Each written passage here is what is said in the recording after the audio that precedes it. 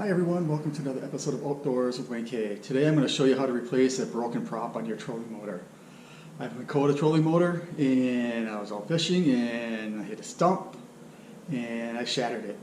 So I'm going to show you how to replace it. I got the part number from my manual, brand new bolt, brand new motor. So that's how I got the part number. But the part number is also inside the blade. So easy to do, 1/2 inch wrench and a screwdriver, flathead screwdriver, that's all you need. So let's do it.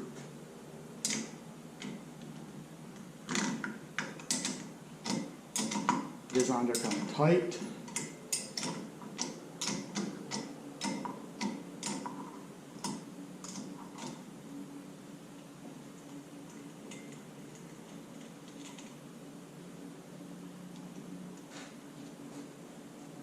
Try pulling it off my hand, it won't. Screwdriver, it works. There it goes. Save your washer. Broken blade, not good when you're out fishing, kind of sucks. Part number though is inside, somewhere inside, so just look hard for it. Cotter pin's good. It comes with a new cotter pin. It's inside the package right here. It also comes with this fancy little fly nut, but I don't think I'm going to use it because I don't think I'm going to have room the way it looks. But it's my part number. I got it at Cabela's here in Green Bay. New blade, also part number inside there. Everything looks good.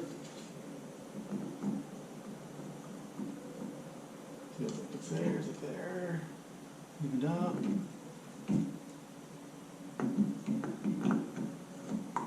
There we go. Now put your washer, your nut, and you should always unplug your battery, but up front here I got a plug. I can just unplug it and plug it back in, which is kind of nice.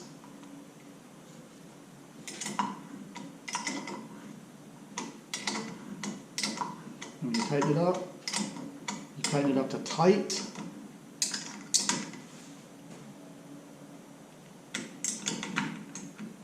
Then once it's tight, a 1/4 turn past tight. There you go. It's on, plug it back in. And there we go, we got it. So, like I said, I don't think this fly net's going to fit on there. Nope, not at all. So, but hope this helps you. Quick and easy, 2-3 minutes. So, thank you for watching. Don't forget to subscribe and like and hit that bell for any new videos. So, talk to y'all soon. Bye.